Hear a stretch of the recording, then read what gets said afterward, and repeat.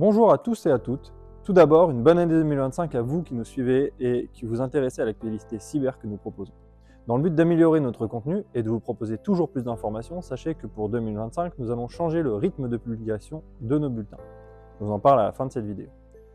En ce début d'année, nous allons aborder un sujet qui n'est finalement pas souvent traité dans l'actualité, mais qui est pourtant un enjeu de taille sur certains événements de sécurité. L'intérêt de trouver l'auteur d'une cyberattaque.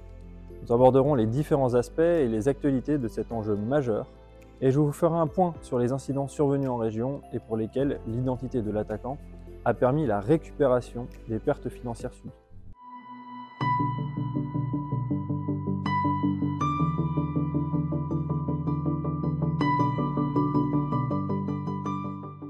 D'abord, dans l'actualité, nous retrouvions il y a quelques semaines un rebondissement dans l'affaire du vol de données de l'opérateur Free.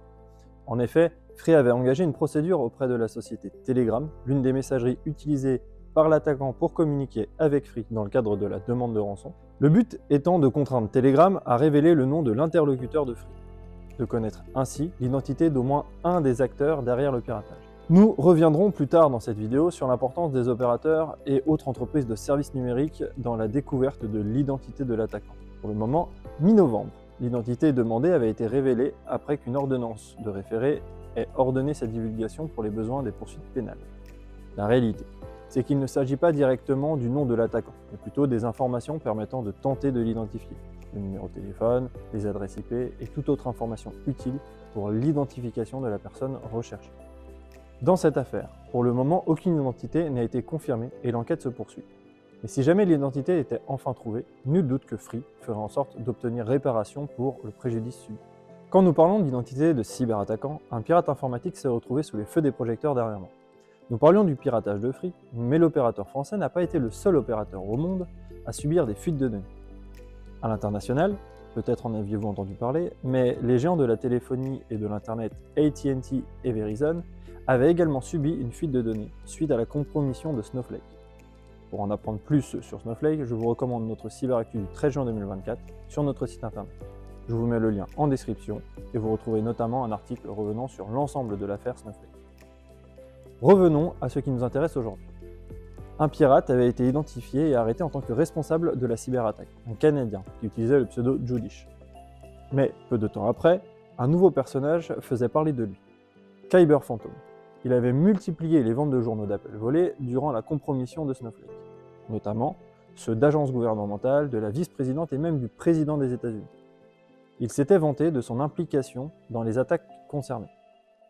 L'entreprise Unite 221B, spécialisée dans la désanonymisation des cybercriminels, a identifié en décembre un soldat américain comme étant le pirate connu sous le nom de Kyber Phantom. Le militaire âgé de 20 ans était basé en Corée du Sud. Un des faits importants à noter est la rapidité que les spécialistes et les autorités ont mis pour trouver l'identité du pirate. Quoi qu'il en soit, les conséquences pour lui seront très lourdes, notamment du fait de la portée donnée au dossier. Dans ce cas, les autorités parlent d'atteinte à la sécurité nationale. Les États-Unis souhaiteront également en faire un exemple. Mais sachez que, même sans autant de circonstances aggravantes, et sans un statut particulier de militaire dans ce cas, le piratage expose les attaquants à des conséquences de plus en plus lourdes au niveau pénal. En parlant de conséquences pénales, en France, il y a tellement de dossiers qui sont déposés aux forces de l'ordre que pour qu'il y ait réellement une possibilité de suite, une identité doit être fournie, ou au moins une base d'informations permettant de mener l'enquête et de trouver le ou les coupables. En effet, l'anonymat sur Internet, bien qu'il ne soit pas aussi simple que certains le pensent, reste un enjeu majeur et beaucoup de moyens peuvent permettre à un attaquant de rester anonyme suffisamment longtemps pour décourager les autorités ou au moins essouffler le système judiciaire et la victime.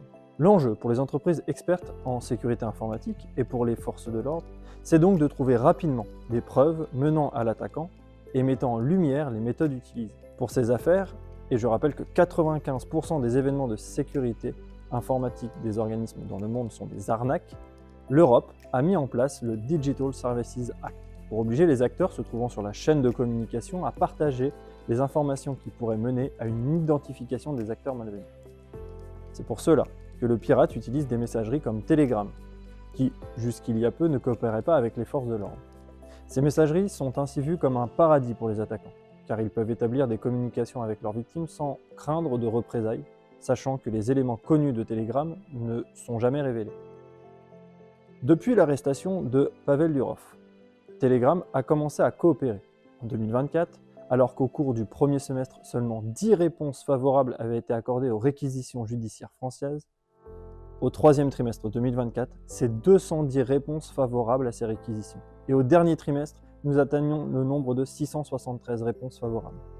Il faut comprendre que c'est un grand pas en avant pour la justice et pour les forces de l'ordre, qui peuvent désormais obtenir des informations précieuses pour tenter d'identifier les acteurs de la menace. En revanche, attention, tout de même, il ne faut pas crier victoire trop vite. Il s'agit d'informations qui peuvent elles-mêmes être anonymisées. Mais avec l'excès de confiance que les attaquants ont pu ressentir sur cette plateforme et le devoir de conservation des informations de Telegram, beaucoup de communications que les attaquants auraient souhaité garder secrètes peuvent désormais être portées aux forces de l'ordre au besoin. Si depuis le début de la vidéo je vous parle de l'importance de l'identification de l'attaquant, c'est également qu'ici, en PACA, nous avons pu mesurer cet enjeu directement. Sur les nombreux événements de sécurité que nous avons eu à traiter, que ce soit des arnaques ou des atteintes au système d'information de la victime, et parfois même les deux, la quasi-totalité de nos bénéficiaires qui ont pu obtenir réparation ou sont dans des procédures en cours qui se présentent bien et devraient aboutir, c'est parce que l'identification de l'attaquant a pu être faite. Parfois à cause d'une erreur de celui-ci et parfois grâce à la participation justement des intermédiaires tels que les banques, les fournisseurs d'accès Internet ou encore les hébergeurs. Leur participation était bien entendu possible car une procédure judiciaire était en cours et que des réquisitions ont été émises, que des procédures existent notamment aussi par exemple dans le secteur bancaire.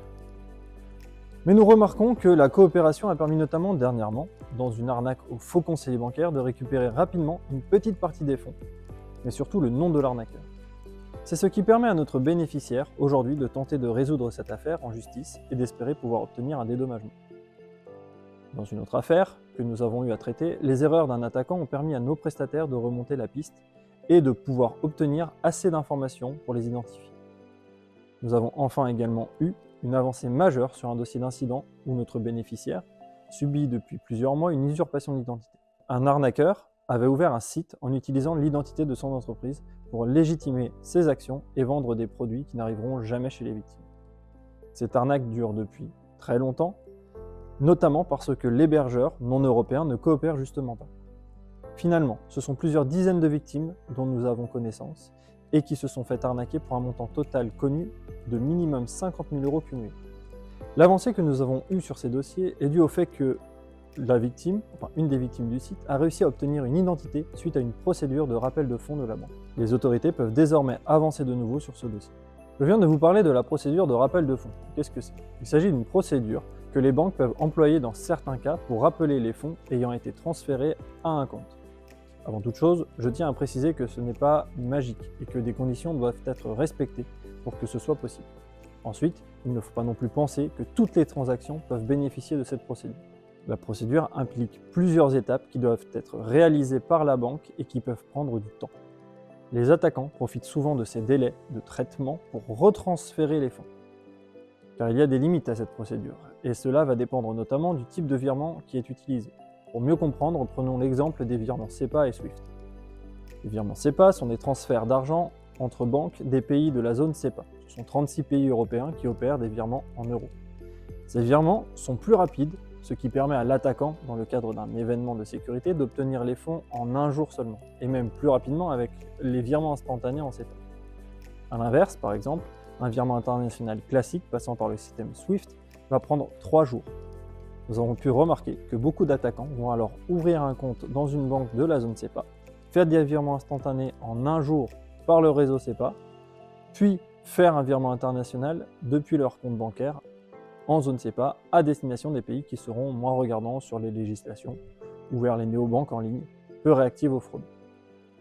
La procédure de rappel des fonds pour les transferts de fonds en SEPA ne peut fonctionner que tant que le compte de l'attaquant en zone SEPA possède les fonds. Il faut donc comprendre que plus la victime de l'arnaque réagit, et meilleures sont les chances de récupérer les fonds transférés. Dans les arnaques que nous avons eu à traiter, c'est la réactivité qui, la plupart du temps, a permis à nos bénéficiaires, avec nos conseils, de limiter les conséquences subies. Voilà, c'est tout pour la première vidéo de 2025. Encore une excellente année à toutes et à tous. Comme je vous l'ai dit en début de vidéo, nous allons adapter les fréquences de nos bulletins d'information vidéo. Vous retrouverez désormais une vidéo par mois au lieu de 2 et nous reviendrons sur l'actualité du mois, toujours sur la thématique majeure que nous aurons relevée. Si nous diminuons notre fréquence des points cyber, c'est parce que nous allons augmenter le type de contenu et vous proposer plus de vidéos sous des formats différents, plus courts et plus orientés, pour toujours mieux répondre à vos demandes en termes d'information. Donc, comme toujours, restez connectés, n'hésitez pas à nous soutenir en vous abonnant à notre chaîne et suivez notre nouveau contenu en activant la cloche de notification. Si vous avez aimé ce bulletin, cliquez sur le pouce bleu. Moi, je vous dis à très vite pour notre prochain bulletin d'actualité.